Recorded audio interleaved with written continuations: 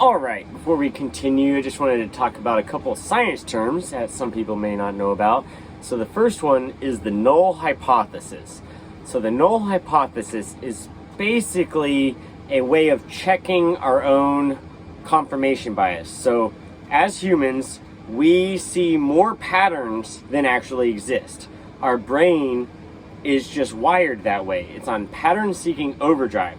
So we can look at a literally made up, as random as can be, dot matrix, and we will see smiley faces, mountains, flowers, whatever. We will project images onto random data that aren't actually there, or that don't reflect the making of the content, if that makes sense. So the null hypothesis is a way we prevent ourselves from tricking ourselves by assuming, or at least keeping in mind, that the pattern we're noticing could be random data. So we want to check what is the likelihood that this pattern we're noticing, or this event, or this miracle, what is the chances that this is random, and what is the chances that it's actually God going out of his way, coming down from heaven and tweaking things. Both are possibilities, for sure. So when you notice a really rare event, that's a good question to ask. What is the chances that it's just random? What is the chances God tweaked things? So, for instance, the stilling of the storm. You know, the null hypothesis supports that conclusion pretty easily. Like I was saying in my last video, storms often calm down, so it's not that rare that you're in the middle of the storm, you say some words, you could have done anything. You could have kept quiet, you could have done nothing, and the storm would have still calmed down.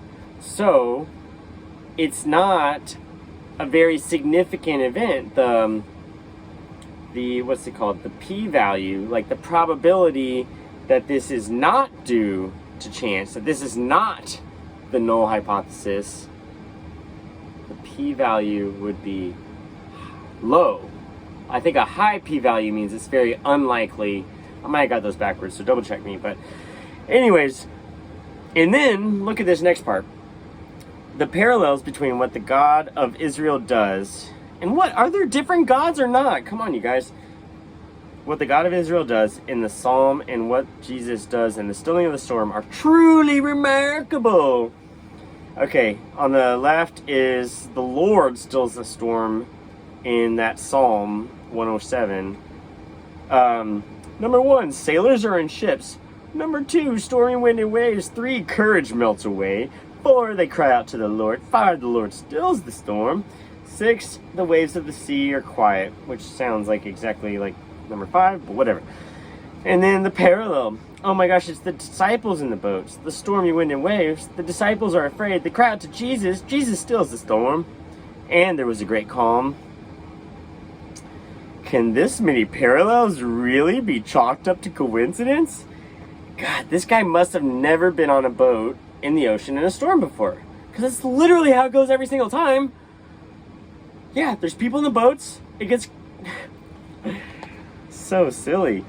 Instead, it seems clear that the Gospels of Mark, Matthew, and Luke are depicting Jesus as possessing God's own power over the sea and water.